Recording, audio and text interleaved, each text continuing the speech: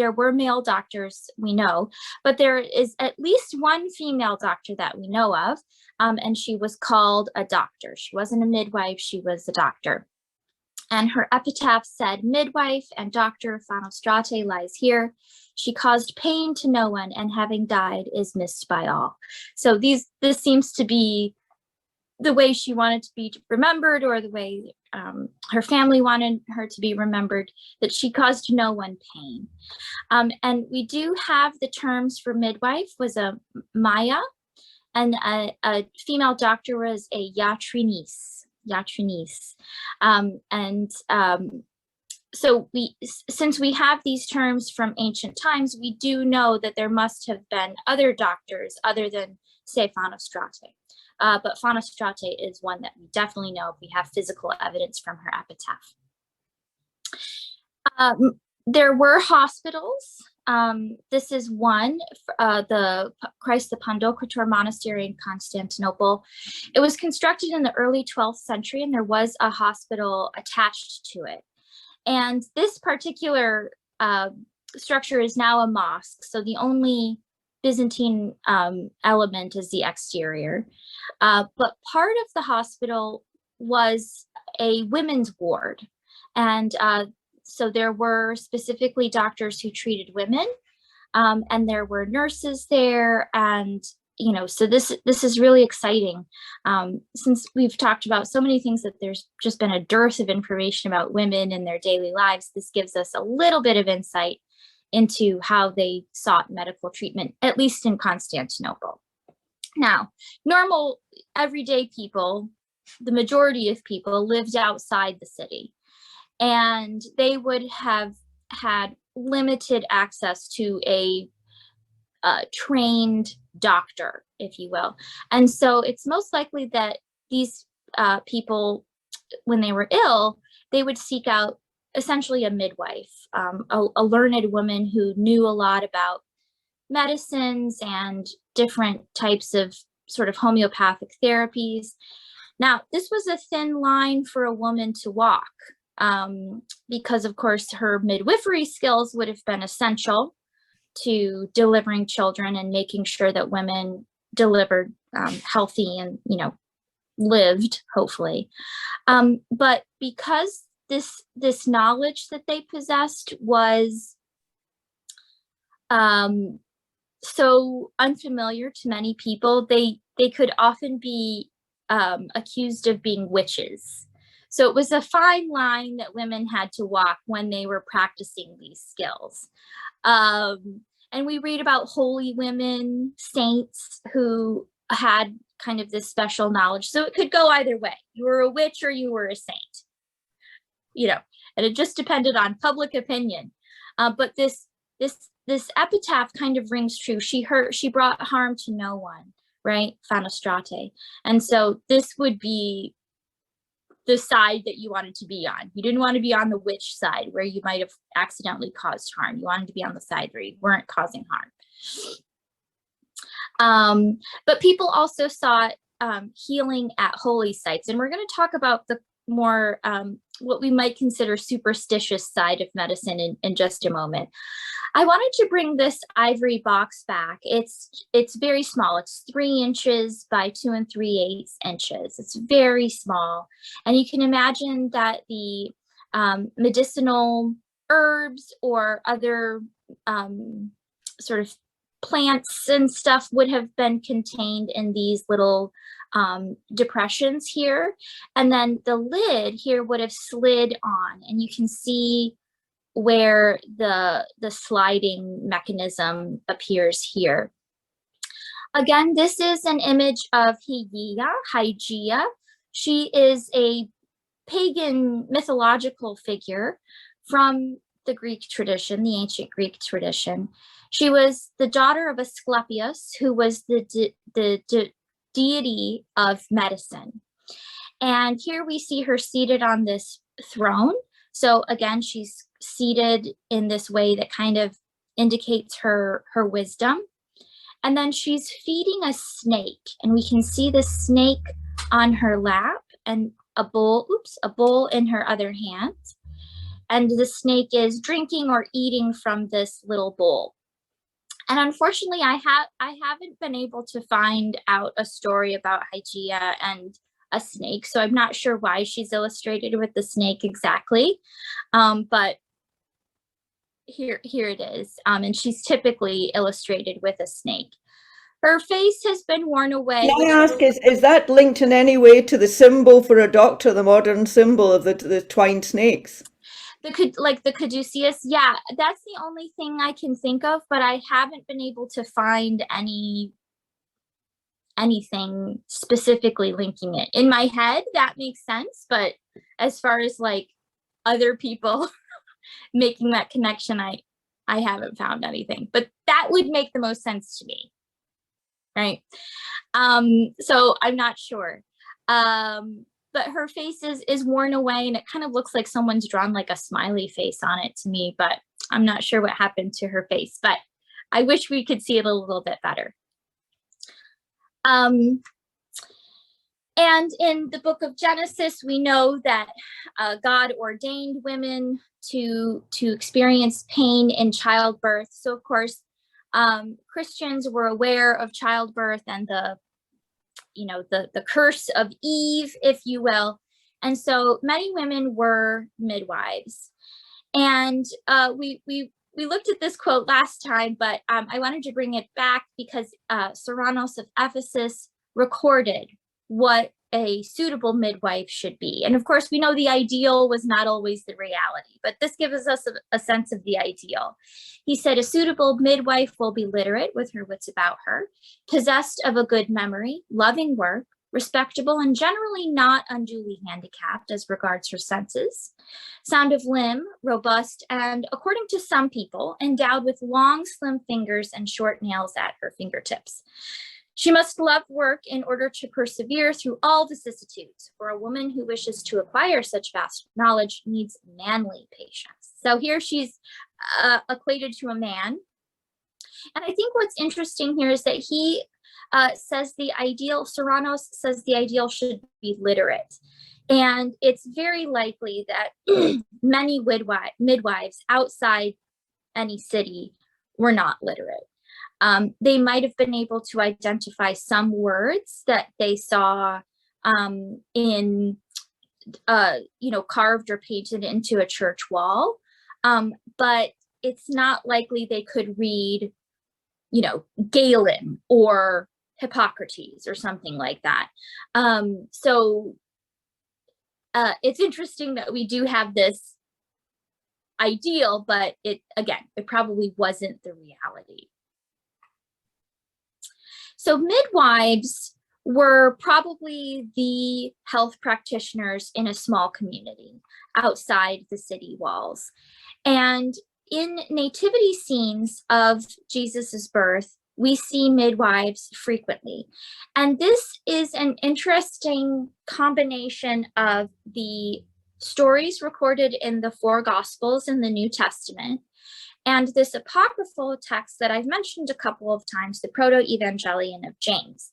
And in this text, the Proto-Evangelion of James, Mary is giving birth, right? She's in labor, and Joseph goes out to find a midwife in Bethlehem. And he goes out and he's explaining what's happening, and the midwives are like, what's going on? This is a miraculous thing. This can't be. And so from this text, we get the appearance of the midwives. So we have an interesting scene here where we have the shepherds getting the announcement from Gabriel. So here's the angel announcing to the shepherd here on the far right. And this is from the Gospel of Luke, right? And then here we have this reference from the Proto-Evangelion. So they're combining all of the texts together. And this is, we can think of this, I don't know, I kind of think of it in like the comic books that are so popular today with the kids, as I call them, and combining some of these stories, right, in this multiverse, if you will. So here we have Joseph, and he's turned towards the infant being bathed after his birth. So this is interesting because we have Jesus here in the manger, and then we have Jesus again in the little basin here. Now you see that one midwife is seated. This is probably the head midwife. And this figure here is probably her apprentice or her student or her attendant. And she is pouring water into this fairly elaborate basin. And then Jesus appears here, and it mimics baptism scenes. The goblet mimics a goblet for the Eucharist, right? And so there are all of these sort of foreshadowing visual elements that help to cement these theological ideas. And it's these things that are so fascinating to me in images like this. This, of course, is not the only nativity scene with our midwives. Here's another mosaic from José Lucas. This is from a little bit later, and the midwives are here. Again, it's a fairly elaborate basin that the child is being bathed in. We have this attendant here. Now, this time, the sort of head midwife is the standing figure pouring the water. And I guess this because she has these beautiful shoes on, these beautiful red shoes, while her attendant is barefooted. So this is my guess, that this is the head midwife and this is her attendant. Sometimes a figure being seated indicates their higher status, but I think here her shoes would indicate her high status here. If we just go back, we see again the two images of Jesus in the manger, in the basin. And then here you can just start to see the shepherd. I think you can see a little bit better here. So here are the shepherds looking sort of bewildered. And then there's an angel up above announcing to him that they need to go and visit this baby. So midwives were a common appearance. People would have been easily able to identify these figures as the midwives, not just because they had heard the stories from the Proto-Evangelion, but because they would have seen midwives in their daily lives, probably quite frequently. This is another fresco from Asinu. This is from Cyprus. And we see the beautiful midwives here. Same thing. They're bathing the child after he's born. This time the baby isn't in the basin. Again, it looks a lot like a goblet. And here we have his name inscribed just above, Jesus Christos, so Jesus Christ. So this is even more helpful. We identify who this figure is. And again, they're sort of outside this little cave and where Jesus has just been born to the Virgin Mary. We know that people were quite stressed out about childbirth. And so there are many hypotheses that I have about, the sort of like practices that midwives would have done. They would have, provided hygiene and strong medical care, but there was probably also this superstitious element, what we might consider superstitious, but sort of this magico-religious aspect to their practice. And George Cadrenos actually recorded the story of a woman, Evdoxia. She was an imperial woman, and what happened in her unsuccessful birth. He says Evdoxia died just before the expected childbirth, when the child died in her belly. During the labor pains, the newborn was not delivered, but remained in the womb dead for 4 days. Due to that fact, it decomposed and the mother's womb was affected, and neither delivery of the embryo nor ceasing of the mother's pains occurred. Someone placed on her belly a magic letter, an epistle. Immediately an abortion occurred, and together with the embryo, the soul of the unfortunate empress also departed. So it was this act, putting this magico-religious element applying that to the woman's belly, that sort of released them from this pain and released their souls. So it's important to remember that these folks really took these things seriously. They really thought that these would help. And I'm sure that there were charlatans about who would sell, things to make people think that they would get well. But very clearly, there was importance placed on these objects. And so we have a lot of these really great amulets. And from the evidence that we have, they were worn by everybody. The church tried to discourage their use, but it's hard to discourage something that people really give power to. And they were supposed to protect people from a variety of things. And the amulet and their symbols help us to understand their purpose. So I just wanted to share a few with you today. This is a really wonderful example. And this is actually, the text is in Coptic, which I can't read. It's an Egyptian language. And unfortunately, they use some Greek letters, but there are some similarities between Coptic and Greek, but unfortunately, I can't read it. Now, this stone that it's made out of is hematite, right? And you can see that it has this sort of red splotches on it with the green. And I think that the artist who created this really selected this particular piece very well, because the splotches of the green and the red are so nicely visible. But hema means blood, right? Hematology. So hematite is also called bloodstone, and it was considered to have powers that would stop bleeding. So actually, and this was carried over from Roman times at the very least, and we actually have examples of Roman soldiers carrying hematite with them in order to stop bleeding or to protect them from bleeding wounds. And so this is a wonderful carryover from this sort of like pagan tradition, but we see a very Christian meaning on this. And we see the Christ figure here with his beautiful halo. He is bearded, so we get this sense of the wise Christ figure. He's developed from this young, youthful Apollo-like figure into this wise philosopher figure. He's also holding a book, right? A codex with a cross on the front.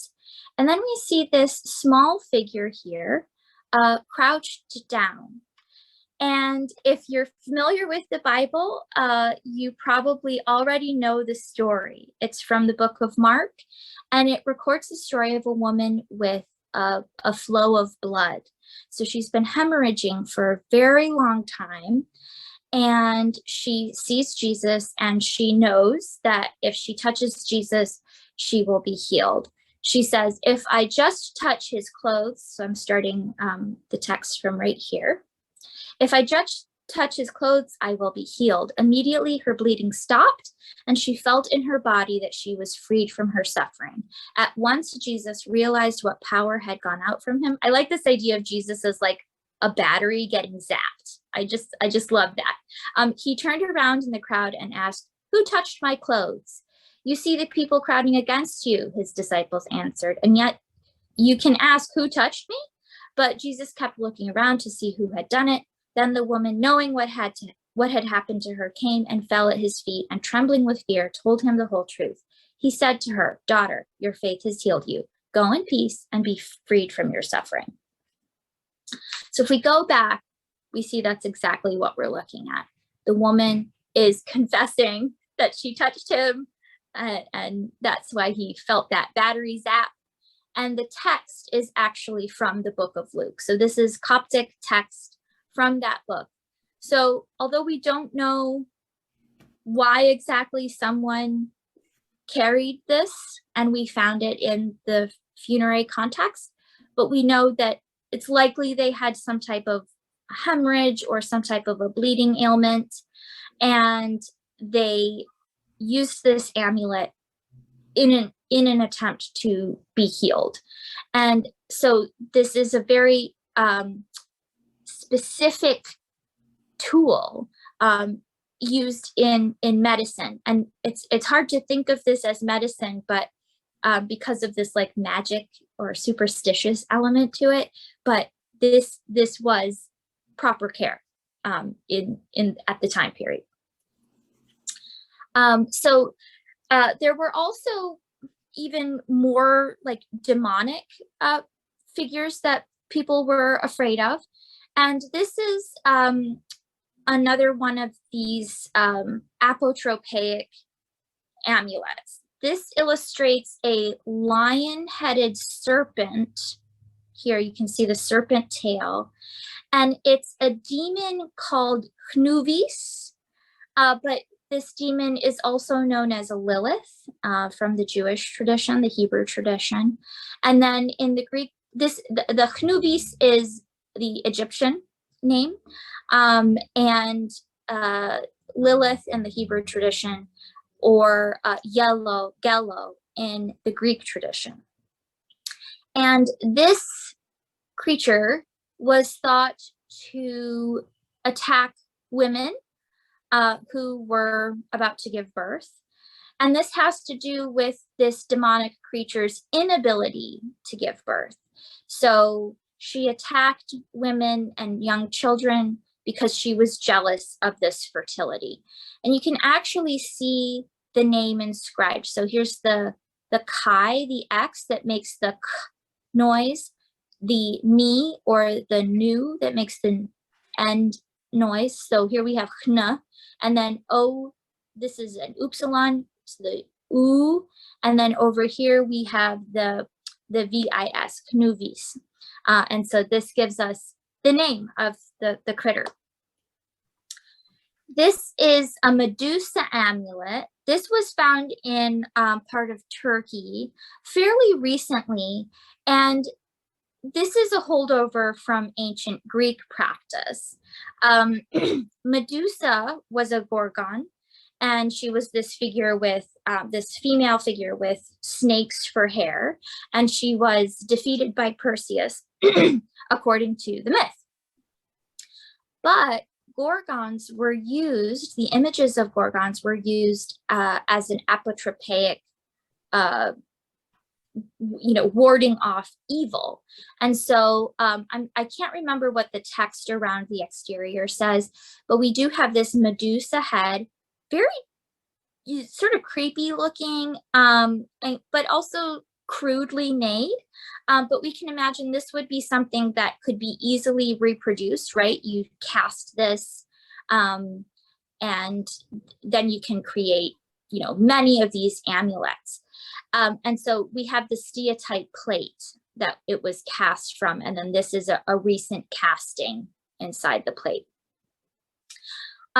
So these Medusa-like amulets, Gorgon amulets, in the ancient period, we actually have evidence of images of Athena with the Gorgon on her shield, and even the large sculpture of Athena at the Parthenon had this Gorgon apotropaic figure on it. So this is a holdover. And so we see some sort of like folk traditions evolving and changing and adapting Christian motifs as well. And this is a great example. Oh, here's some more information. So we have Gello or Abizu or Hnuvis. All of these were demonic creatures who attacked postpartum women and infants. The other element that we see frequently on amulets is this figure called the Holy Rider. And this figure is rooted in images of the Hebrew king Solomon, who was considered a great magician, and then a couple of saints, Saint Sanusios and his brother, and I'll have the spelling of their names in just a second.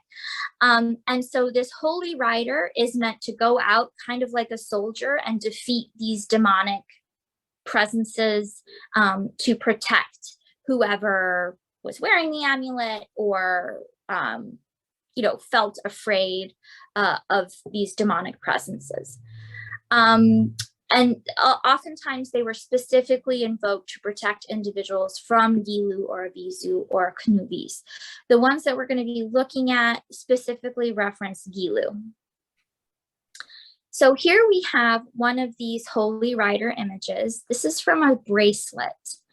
And it's not clear to me if this is purposeful damage here or if it was accidental. Sometimes you would break things in order to make them more powerful. It seems a little weird, but that may be the case here. But it's also possible this is just, you know, an accident that has happened. But here we have the holy rider. We see him on this horse, and then he has a cross sort of staff that he's carrying, and then a halo around his head. We also see that there are these other Christian motifs decorating the bracelet.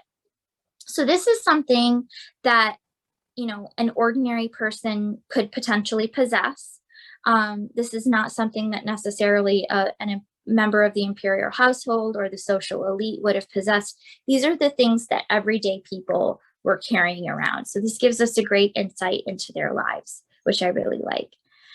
This is an amulet from the collection at Dumbarton Oaks in Washington, D.C. So this is a little bit different. It's not the bracelet. And a bracelet might protect the wearer, you know, if they had a broken arm or they were experiencing pain in their wrist. It's very likely that women experienced carpal tunnel because of spinning and creating textiles. So there are many reasons that someone would want an amulet specifically on their wrist. But these pendants, like this amulet here, it could have been sewn into clothing. It could have been worn as a necklace. It could have been attached to a string for your wrist. There are many ways this could be worn. And we see that there is text that adds sort of like power to the imagery. And unfortunately, I can't remember what the text says here, but I'm sure it's an invocation of some kind to protect the wearer. But here we have the holy rider, this Solomonic figure. He has the cross in his hand. The horse is in full action. He's in full gallop, it looks like. And then we have this angel here. We can see the wings and the halo, also carrying a staff. And then at the bottom here, we have Gilu. And she's this really scary looking figure to me. And she has like she's kind of on this bed of snakes, right? And we see that she has this long hair. It's hard to tell if it's a female figure exactly, but from the long hair, we can assume that it is a female figure. And I think there is a specific reference to Gilu on the text. Let me see if I can find it easily. No. But this female figure is the demonic figure that the holy rider, we can see, has a spear or some type of pointed weapon that he is stabbing or about to stab Gilu with. So this is a very powerful image, right? She's not only not bothering you, she's actively being killed by the holy rider. So this would have, I can imagine it would have added some sort of like lessening of anxiety if you're looking at this image, right? The holy rider, he will protect me. And here's some other images. These are just line drawings of some seals that we have. Sometimes the seals are really hard to see with just a photograph. So sometimes the line drawings are a lot better. But this is two sides of one amulet. And so here on this side, the inscription says, "Flee, detested one, Solomon," who is King Solomon. Sicinios and Sicinarios are the two brother saints who are kind of the companions of the holy rider. These three people pursue you. And then here again, we have this woman with a snake-like tail here being stabbed by the holy rider. So very specific. On the other side, though, we have these other apotropaic images. So here's the evil eye, right? And it's being stabbed by these three knives or swords. And then Gilu or Abizu is here at the bottom and she's being tread upon by these three figures. And they are a leopard, an ibis, a snake, a scorpion, a lion, and then the three daggers or knives. So very violent, but I can imagine, again, it would have given you some peace of mind to have this sort of like violent reenactment on your person, as you're, just trying to live your life and, not be sick or not be scared or not be worried. The idea of a curse was also very scary to people. At this time, people would curse each other. And so this could also protect you from, the evils of a curse, invoked by the evil eye here. But some of the images were deeply religious, and this is another type of amulet, but it's not as like magico-religious, right? It doesn't really have these magical elements that are as sort of obvious. So this is something, obviously, it's beautiful gold, embossed, beautiful workmanship. So this is something that an elite woman would have worn, and we know that it was a woman because the text at the bottom specifically references a woman. So on one side, on the right, the left here, we have the three magi, and they are approaching the Virgin, and the child is on her lap. He's holding a book and he's making this gesture of blessing. And then we have an angel here with the star above them. So this is, again, a very clear reference to the four Gospels and the nativity recorded there. And so the angel is saying to Mary, hey, here come these magi. The magi are here. They were following this star, and they are approaching the Virgin Mary, and they're bringing these gifts. And so this would have been an invocation essentially for fertility, right? The wearer would have worn this in hopes of conceiving. And the inscription at the bottom here says, Lord, protect this the woman wearing this, amen. So this may have been not specifically made for a specific person. It could have, the jeweler could have made this, and it could have been purchased by anyone for any woman, right? So it's not a specific ornament made for a specific person like the projecta casket was. And then the obverse side has text from the Bible, and it's about the ascension. And so that's what we're looking at here, the ascension. So Jesus is in the mandorla here. He's being raised up into heaven by these angels in this little mandorla. And then below him, we see Jesus's apostles, and then just below Jesus is Mary, and she's sort of turned in profile, and she's sort of gesturing up towards the figure above her. This is an important theological image because it aligns Jesus with Mary visually in order to express these theological ideas about Jesus being human and divine, having gotten his humanity from Mary, and then also Mary's body being integral to the production of Jesus, and by extension, the Eucharist. So there are some complex theological ideas enacted here. But what it speaks to for an ordinary woman is bearing a child, that child growing to adulthood, and in being an important leader and figure for the community, just as Jesus was. We don't really have, to my knowledge, many examples of an imperial woman being like, oh, I'm just like Mary, and I'm going to produce this world leader, right? But it's a clear illusion that a woman, an imperial woman, could make who is bearing imperial children. So again, I'm not sure if an imperial woman owned this, but certainly an elite woman. And then invoking this protection of the saints and especially Mary. And Mary is invoked a lot in protection of the city of Constantinople, especially, and we'll talk about that too. If you were extremely poor, you could have the amulets sewn onto your garments. And so here we see this cross with kind of a halo behind it. And this has been embroidered onto a child's tunic. This was found in Egypt, so in a very dry climate, the preservation of the material is wonderful.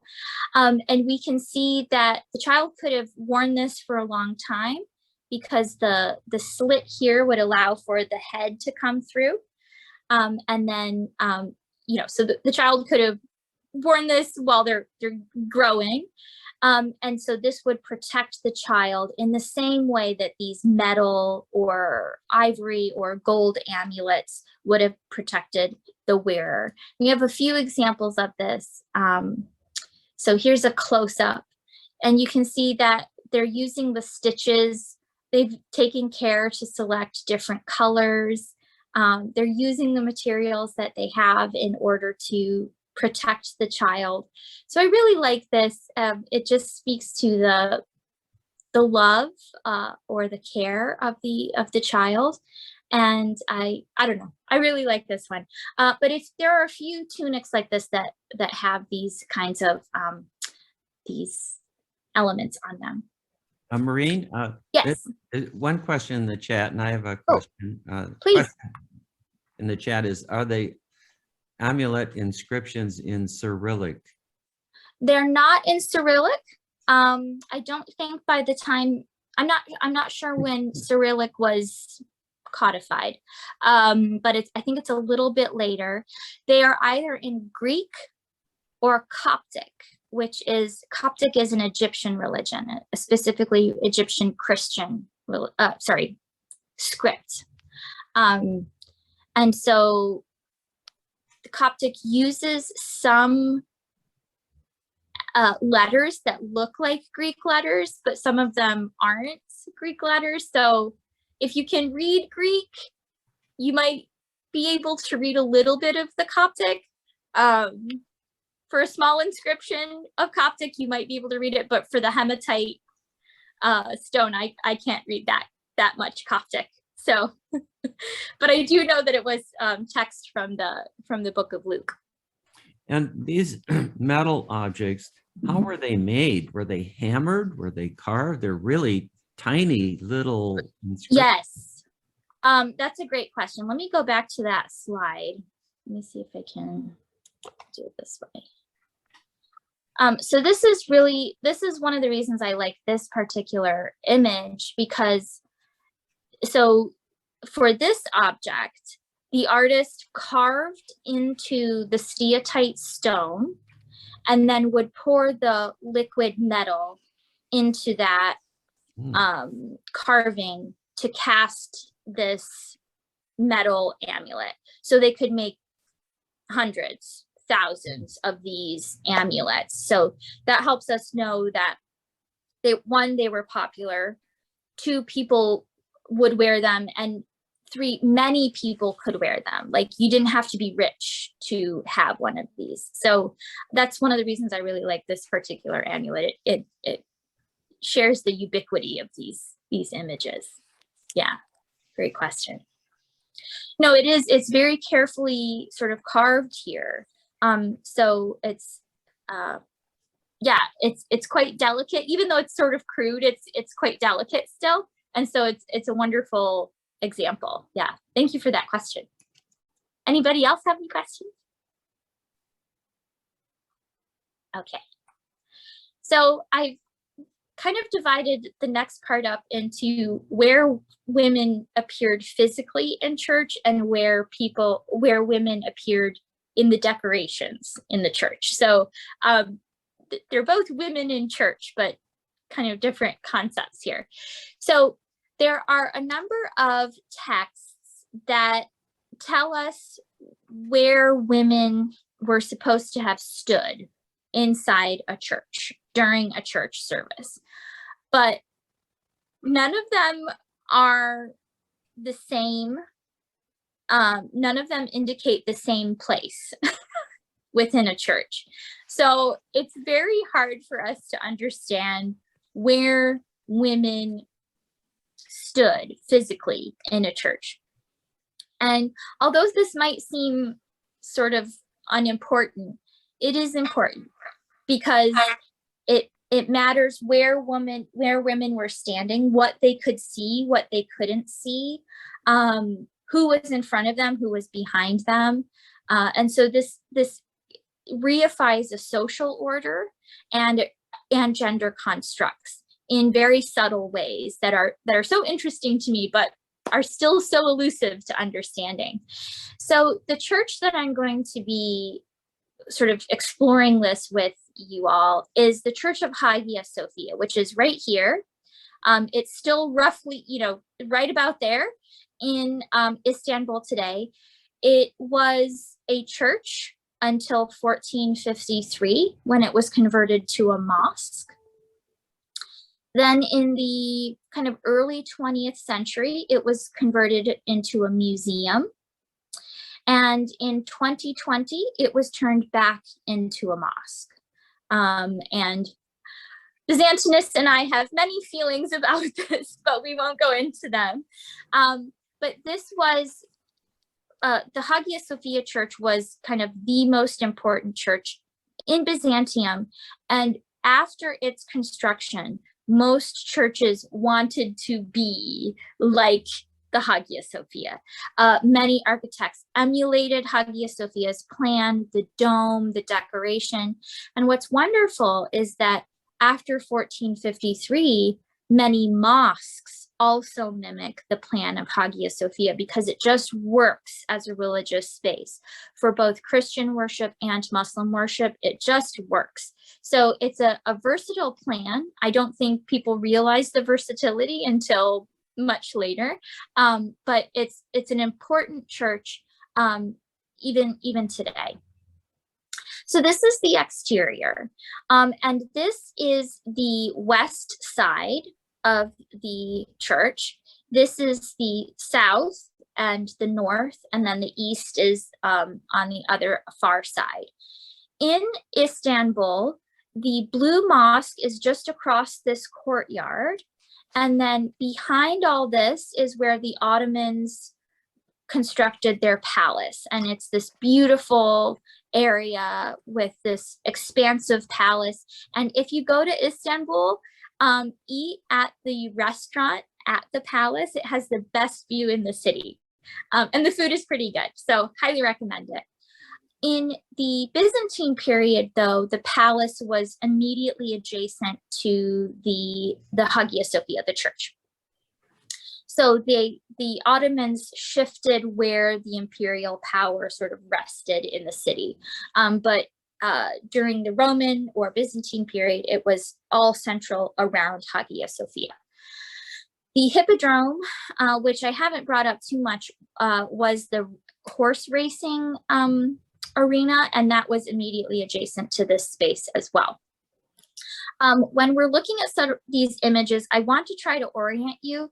So just remember this minaret here, which is an Ottoman addition. These four minarets would not have appeared in the the Christian church construction.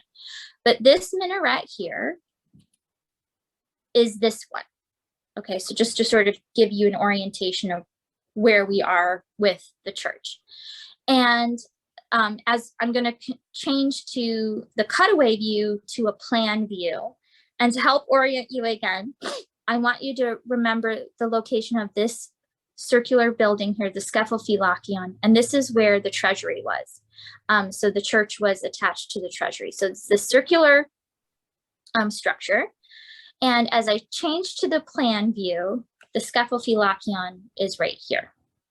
Okay, so we're west, east, south, north. Okay, and then this is Hagia Sophia behind me as well. So this church was initially constructed by Constantine, and a few other emperors kind of added on or adjusted the plan a little bit.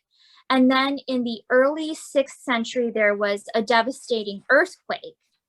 And this earthquake meant that there was some reconstruction required for the church. And so Justinian, the so-called Great, took the reconstruction of the church very seriously, and he hired these wonderful architects, Anthemius of Tralles and Isidorus of Miletus, to construct the church. And they developed this cross in square plan. So here's the cross part, and then the square, obviously. So this is kind of a play on the basilica plan, but expanding it a little bit, and then adding these symbolic elements like the cross. And because of the cross, the architects were able to create these large piers here. And on these piers, they used pendentives to support the dome. And this meant that they could construct, or the masons working, could construct the largest dome in the world for centuries. I think it was finally replaced as the largest dome by Brunelleschi in the Renaissance. And the Duomo in Florence. So it went from the largest dome was in the Pantheon in Rome, and then it was Hagia Sophia in Constantinople, and then the dome in Florence. So I think that was the progression of the size of domes. And this dome was so spectacular. We have contemporary authors who tell us that when they walked in, they thought that the dome was suspended on golden chains from heaven. And this is because the pendentives allowed for the weight of the dome to be distributed in such a way that windows were added to the bottom of the dome. And I'll just go back, and you can see the windows here. So they're piercing the sides of the dome, allowing the space to fill with light. And of course, the dome was decorated with gold tessera for the mosaics. So it just glittered. I wish I could have seen it. It would have just been spectacular. The glittering and the sun filtering through would have been just amazing.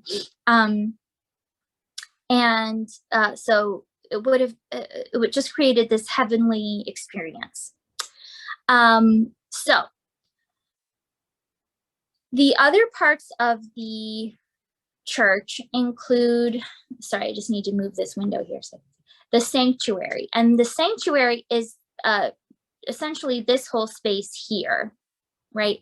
So this is the space that the priest, the deacon, the bishop, the archbishop, the patriarch would have celebrated the mass.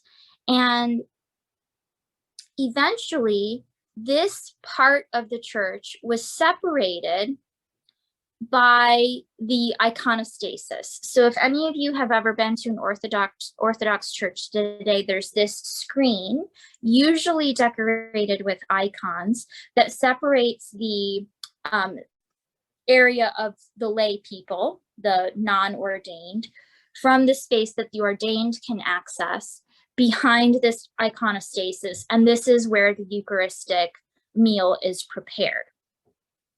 Just behind the sanctuary is the Synthronon, and it's in Hagia Sophia. It was in this apse space. If you go today, this has been removed from Hagia Sophia in order to accommodate for mosque worship. But here I have the Synthronon from Hagia Irini, which is actually just a few meters away from Hagia Sophia. And the Synthronon is kind of like this seating area. It's like stadium style seating, right? And this is where all of the priests and bishops and the patriarch and all of the other ordained men would sit for certain ceremonies in the Mass. And so you see that in the recreation here. So this is the sanctuary, and it's sort of closed off from the community of the lay. And this separates it also from this heavenly realm that is supposed to sort of be either symbolically or actually reenacted in this space, especially with the preparation of the Eucharistic meal.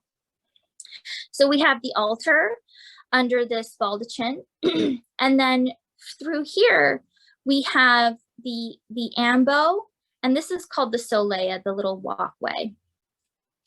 And so here we have the synthronon, the ciborium, the baldachin that covers the altar itself, the templon or chancel barrier, and this becomes an iconostasis a little bit later in Byzantine history. The solea is this little walkway, and then the ambo. And I have this image of a modern priest delivering a reading and a homily from the ambo. So in important processions, he would walk up the ambo and then down the other side up to the sanctuary. And then it was also basically a place, a lectern, where folks could hear the preacher, doing what they're supposed to do, reading or making announcements, homilizing. There is evidence that women could access the sanctuary, but this access was increasingly limited as time went on. And this has to do with women's menstruation. And we have evidence of, this fear of defiling, a menstruating woman defiling a sacred space because of her menstruation in this Proto-Evangelion of James, this apocryphal text that I've talked about a few times. In the text, it says, but when Mary was supposedly raised in the temple, the Jewish temple in Jerusalem, up until she was 12, because this was the point when the the synagogue leaders were starting to be concerned about her defiling the space because of her menstruation. So it says, but when Mary reached her 12th birthday, the priest held a council and said, see, Mary has become 12 years old in the Lord's temple. What then shall we do with her to keep her from defiling the sanctuary of the Lord our God? So this access to the temple for Mary was caused by her menstruation.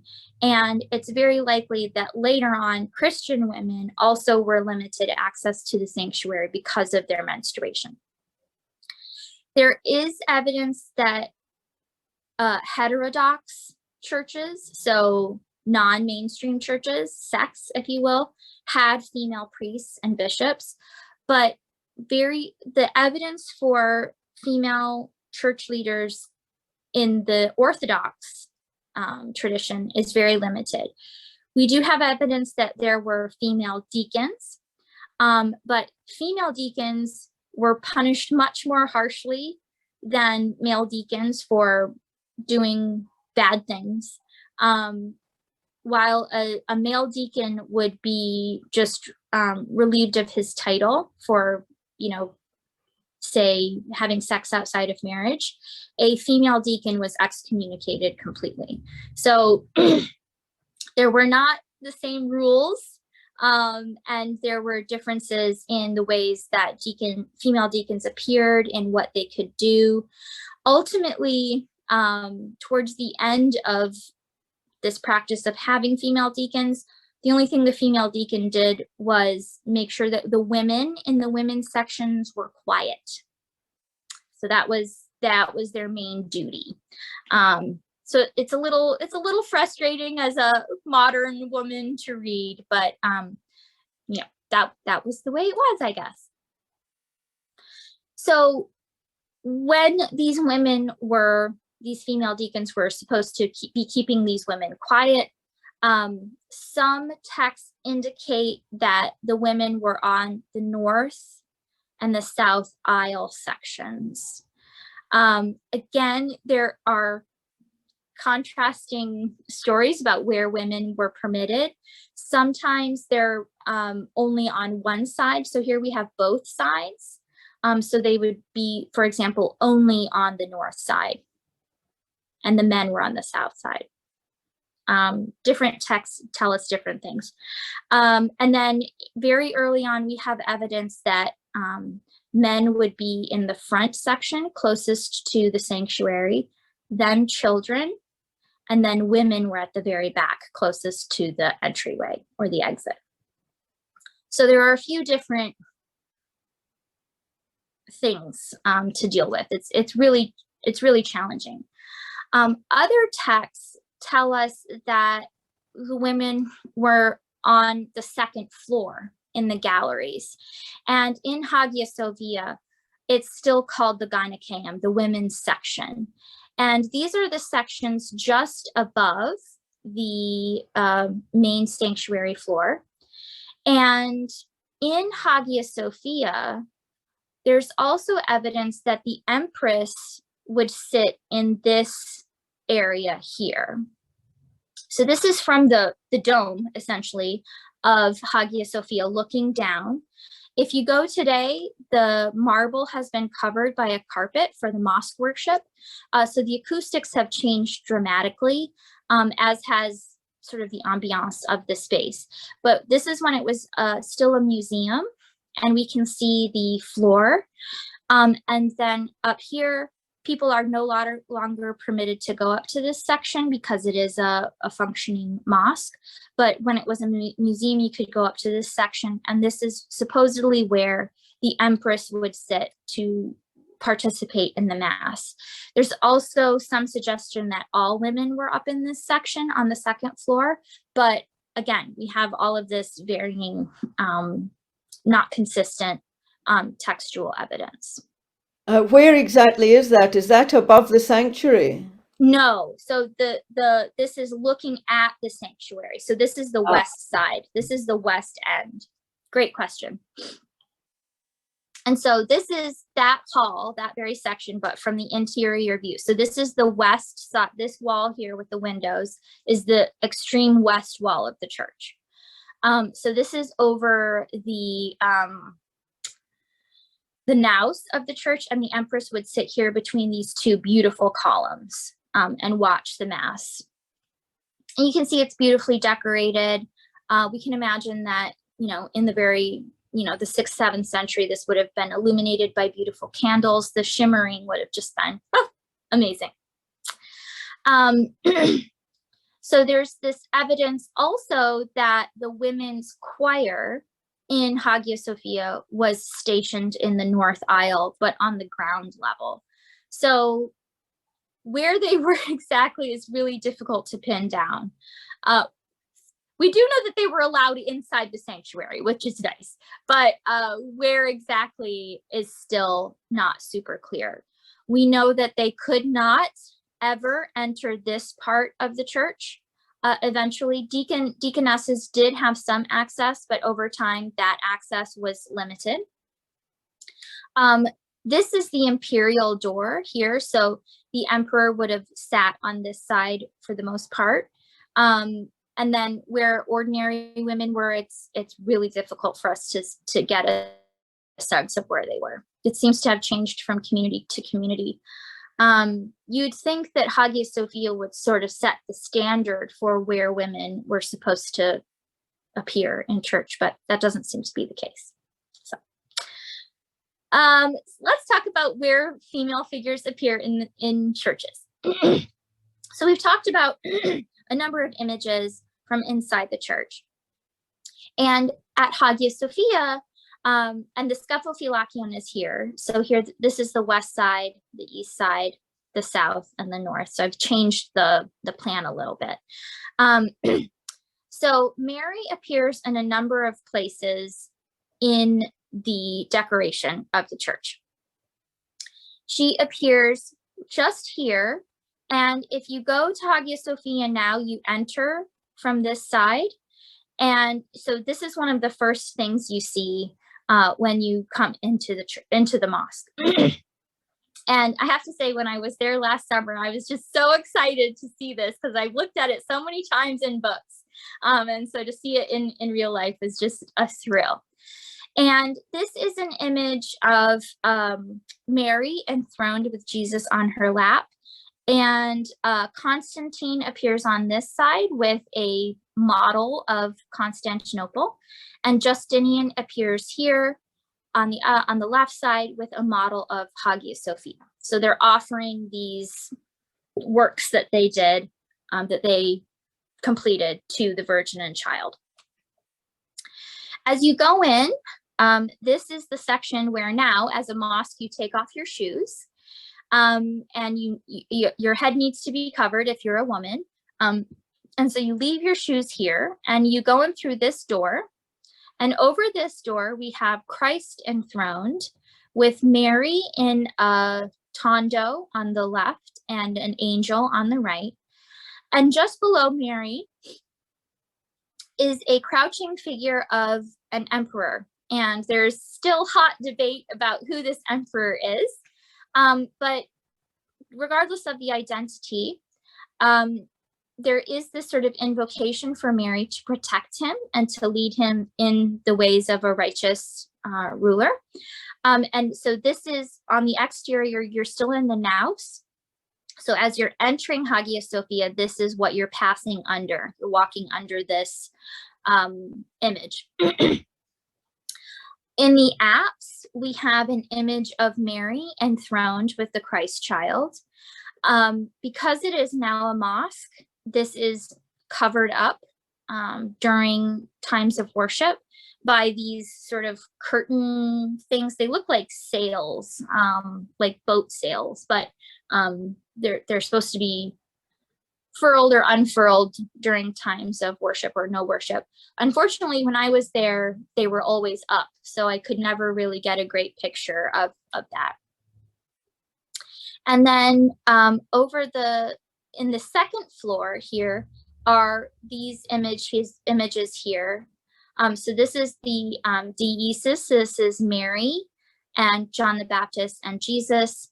And then over here we have Mary with an emperor on the left and an empress on the right. So Mary appears in very specific places in the church, places where you're entering and exiting. So she kind of has this apotropaic function herself, right? Maybe not apotropaic, but she's setting the tone for what's going to happen, what you're about to experience. So in these liminal spaces where you're transitioning from the exterior to the interior. So this is the physical exterior to the interior space. This is you're in the church, but you're not in the sanctuary. So she's marking these places of liminality, of transition between the sacred and like the profane world, if you will. And then up above the apse, she serves a very specific function in that this is a recreation. So the mosaics don't appear, but she would be right here. And you can see that she's kind of looking down on what would have been the altar and the ciborium here.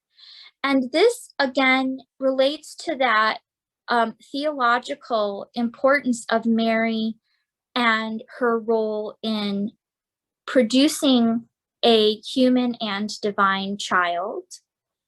And then his body, which later becomes this sacrificial victim, and it is this salvific body in the form of the Eucharist after the bread and wine is transubstantiated. So there's this nice visual between the altar, right, and then looking up to Mary. And then in this image here, and I'll show you a close-up. So we're going to be looking at this. We see Mary is enthroned on this beautiful throne, this beautiful chair with these really fluffy cushions. and she's seated with Jesus, and Jesus is kind of right in front of her womb. And so this is effectively reminding us that she has created Jesus from her body, giving him his humanity, while God and the Holy Spirit have given him his divinity. This was a hotly debated topic at the time, the actual substance of Jesus, whether he was all human, all divine, or both.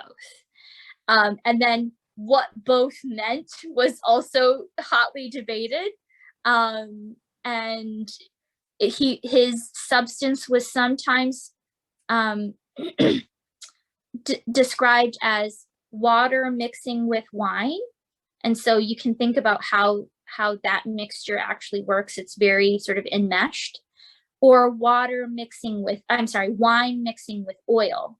And so again, they're together, but they're separate. And so these concepts were very hotly debated. People were killed over these debates. It's very important. And so these images and their alignment within the church speaks to what that church establishment believed and what they wanted to promote within that church, not only through what was preached within there, but also the space within it kind of embodies that message. So according to Christian theology, Jesus was both human and divine. Jesus' divinity and humanity were hotly debated. And theologians considered that the humanity of Mary conferred humanity on Jesus, just as the divine spirit, Holy Spirit, conferred divinity. So these very hotly debated topics. Without the Virgin's body, there could have been no Eucharist. The Virgin having nourished the infant Jesus meant that his body could nourish humanity through the Eucharist and salvation through his sacrificial death. So these very deep theological topics are crystallized in these images, and I think they convey them really well. If we look at the Euphratesian Basilica in Porridge in Croatia, we see something similar. So here we have the ciborium with the altar beneath it. This is a Catholic church, so not an Orthodox church, so it's a little bit different. We don't have the iconostasis. But here again, we have Mary in the apse just above, and I like this because she's really looking right down at the table, this sacrificial table, where this reenactment of not only the Last Supper, but in some ways the crucifixion is reenacted by the ecclesiastical ministers.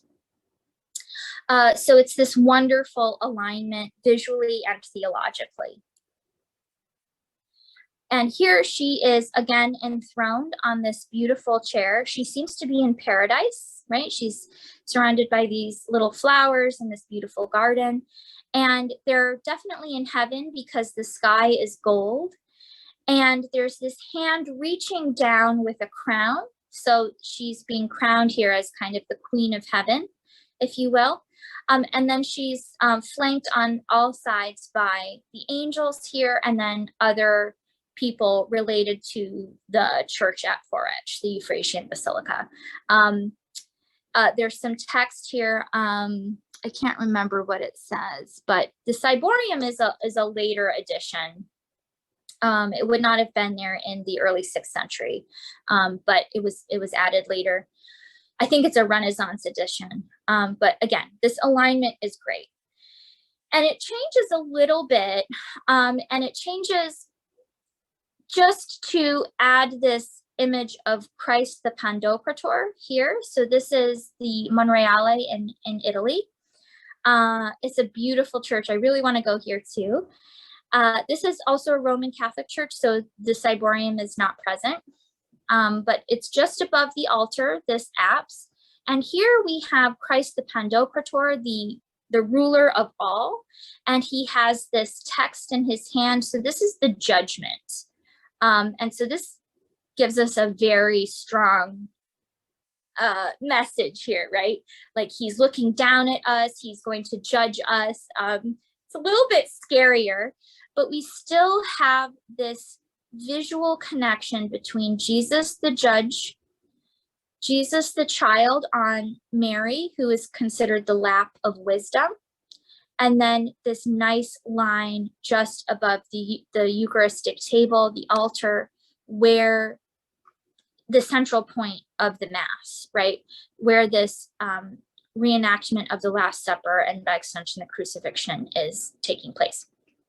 So we don't only have this visual of Jesus in this salvific judgment, but also this ultrasensory experience in listening to the words of the transubstantiation and that part of the Mass, and then actually tasting the Eucharist and the bread and the wine, or the body and the blood of Jesus. So it would have been this ultrasensory experience to really confirm what the church wants us to believe about the Mass and the role of Jesus and the role of the Eucharist in our lives. Really wonderful. Just love it so much. It's so cool. So this is just a close-up of Christ the Pantocrator with the Theotokos here. Again, she's flanked by angels. And again, this is just above the altar. So really important space for a woman to appear. I love this line that's created here.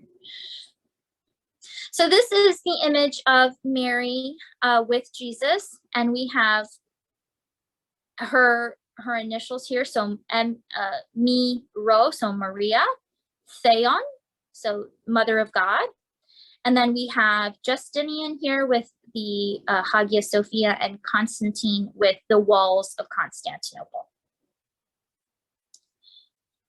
In manuscripts, we see this similar alignment. So we have the Ascension here again, Christ being raised up into heaven on this winged seraphim with these wheels of fire. And then just below him is Mary. And this image is great because it emphasizes her body parts that would have nourished Jesus in order to then, by extension, create this nourishment for the Christian community through the Eucharist. So we see that her breasts are very prominent in here. Most of the times they would have just sort of been like swallowed up by her garments, but here the artist is like, no, these are an important part of her body theologically for the Ascension. This is the salvific moment when Jesus ascends into heaven. Mary's in this wonderful alignment, and then just the appearance of her body is really important theologically in this gospel miniature. Super beautiful. Do we have time? Okay, 10 minutes. So I wanted to close on images of imperial women and more images of symbolic women, both in the pagan tradition and in the Christian tradition. So from the very earliest days of the empire, women were symbolic. The Vestal virgins in ancient Rome were symbolic of the city itself and the empire. If her body was conquered, right, in a sexual way, this meant that there was going to be this fall of Rome. And so the Vestal virgins were protected, their chastity was protected. And so women had this really weird symbolic function. Well, I shouldn't say that it's weird, it's unique, a unique symbolic function. And imperial women also started to manipulate the ways that they appeared to the public. And so here we have Livia, the first empress of Rome, and she is depicted here as Ceres. So this goddess of fertility, this goddess of the like protection of fertility of the earth. Like if you have enough food, you don't need to worry. She's kind of erasing any anxiety of like not having enough food. And so she's here as this motherly, fertile figure. And she's using her image to relieve anxiety and to pass on messages about the empire overall. And she was married to Augustus, who did initiate this Pax Romana. And so it was a very peaceful and prosperous time in Roman history. And it seems that Livia tapped into that very effectively. And we see other personifications that speak to peace and prosperity. This is from the Arapakis or the Arapachis in Rome. This was also constructed by Augustus. Livia does appear on here, but this is not an image of Livia. This is probably Tellus, might be Roma. We're not entirely sure, but she is seated on this beautiful throne with babies. There's fruit in her lap. The babies are chubby, so they've got plenty to eat. She's nursing them. You know, she's a good mother. And then we have these symbols of the fertility of the sea and the fertility of the earth. We have this female figure riding on a swan, and this female figure riding on a whale or some kind of a sea monster. So representing the fertility of the sea and the earth, and then the land itself with this ox and a little sheep at her feet. And it seems that later women wanted to tap into this as well. So about 300 years later, Helena, the mother of Constantine, also illustrates herself in this guise of power. So we see her on coins, and these were struck under her grandsons, Constantine II, Constantius II, and Constans. And we see that we have this sort of figure on the side here, indicative of peace and prosperity. And then here, Helena looks very beautiful. We don't have too many Christian symbols yet, because the imperial household is still transitioning to Christianity. But we see Christian symbols very clearly in later coins. This medallion is illustrative of Fausta, Constantine's wife, his second wife. And we see her here kind of in the same guise as Tellus, but also similar to the Virgin, right? She's seated on this beautiful throne. One of her children is seated on her lap. She has a halo, right? She's not sainted, but she does have a halo. And then we have these symbolic personifications on either side of her as well. So using these images to promote peace and prosperity and alleviate anxiety.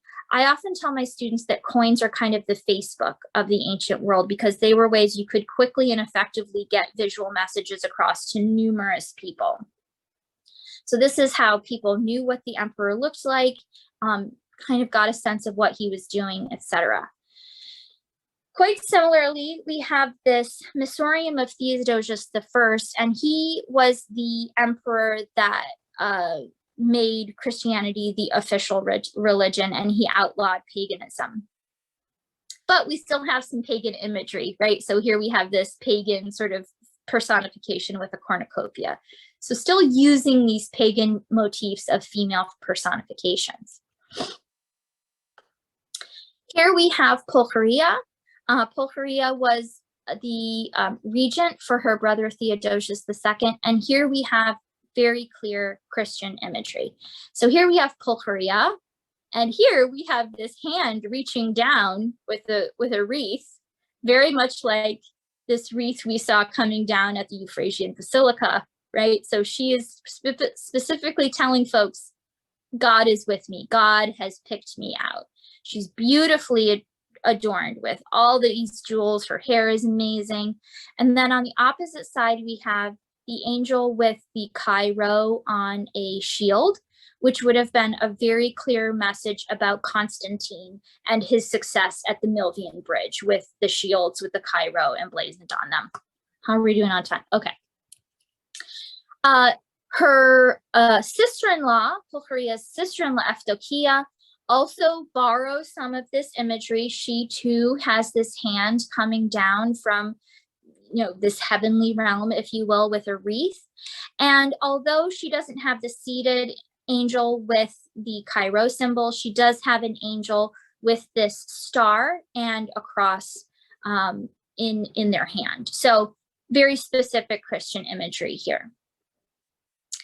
Women also continue to emblematize the imperial household. So these are called the Ariadne ivories.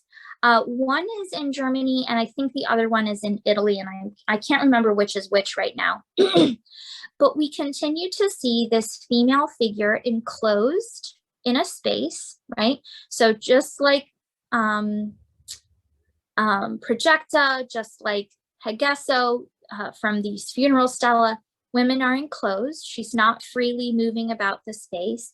She's richly adorned. She has these symbols of Christian piety and Christian power. And there are some scholars who want to suggest that these are specific images of Ariadne, an empress, and the power that she held. But it seems to me that these are more symbolic, right? Because if she were actually wielding power, she would have this active status, right? And we see this action visualized in this object called the Barbarini Ivory. This is from a book cover, a codex cover, and this is in the Louvre. I did have a chance to see it a few years ago. It's small. It's about the size of a piece of paper, the whole thing. And we can see that Justinian is actively like coming out into this space. He's like separated from the plane of the ivory there. And so this is much more active and demonstrative of his power than, say, the Ariadne ivories. If we look at them together, these two are just so static. They're much more symbolic in the way that I read them than, say, the active Justinian pose here. Here we have another manuscript illustration from the Homilies of John Chrysostom. This is Nicephorus III and his wife Maria of Alania. And we see that they're both richly arrayed, but look at her eyes and what they're kind of directing the viewer to look at: the king, right, the emperor. So there's this deference that women, even women with extreme power, the power to give birth to the next emperor, right? They're still deferent to their male counterpart. These are some of the solidi of Basil and Constantine. These are some of the Macedonian emperors. And I just pulled this in to have you look at the image on the left, which is one side of this coin. And again, we have Jesus enthroned. He has the book. So this is this judgmental Pandocrator Jesus. The last member of the Macedonian household was a woman called Theodora. And I'll probably end on this image here since we only have 2 minutes. But I love this image because Theodora was quite old when she came to power. And it was very rare for a woman to control the empire. She only ruled for a short period of time, but she was the last member of this dynasty.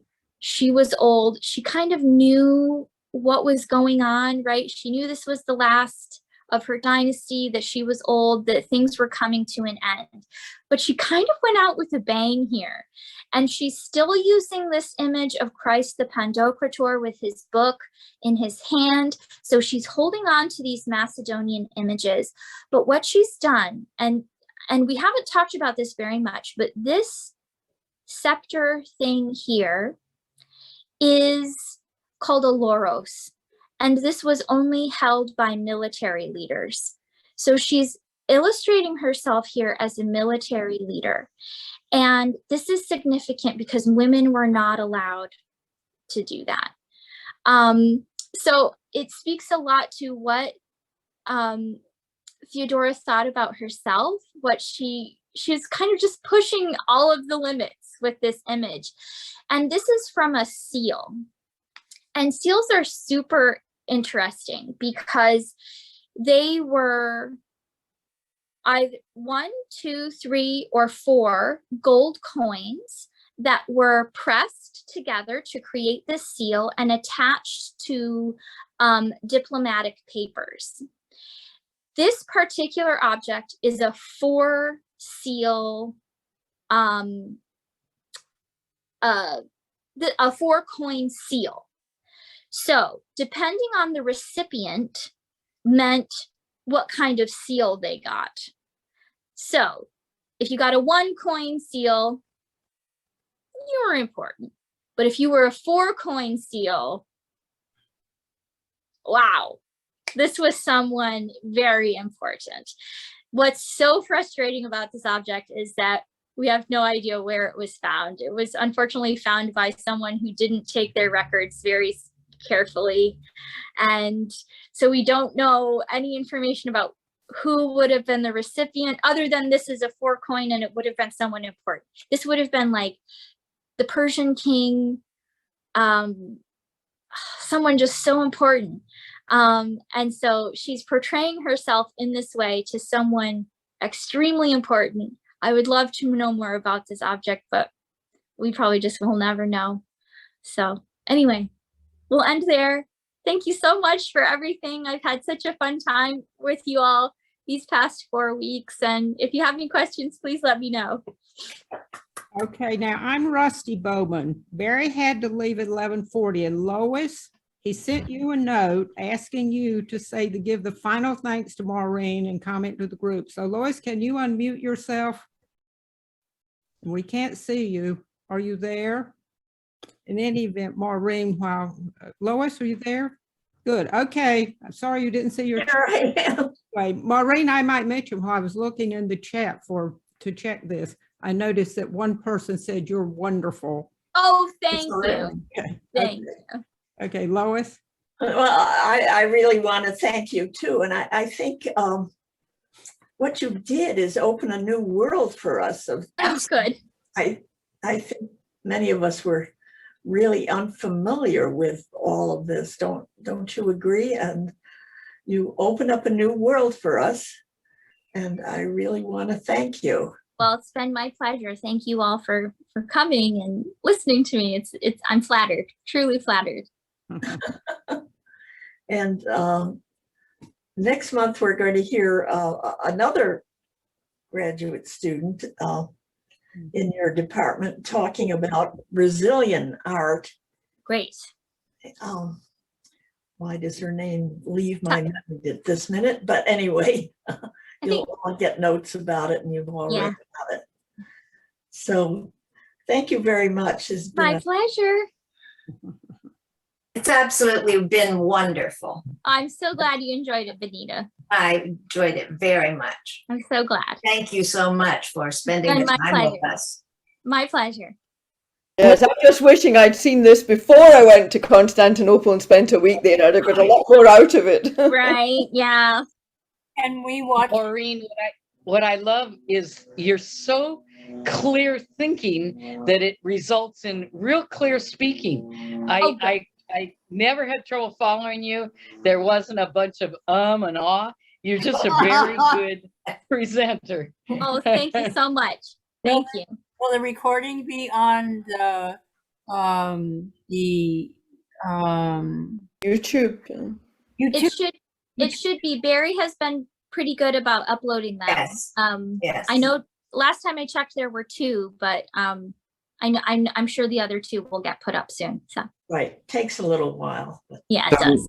Maureen, I wish, I'm sure I speak for everybody. We really wish you all the best as you go forward in your progress, and hope that you'll find a way to return to us with some new findings and developments. Wouldn't that be exciting? Yes, that would be a thrill.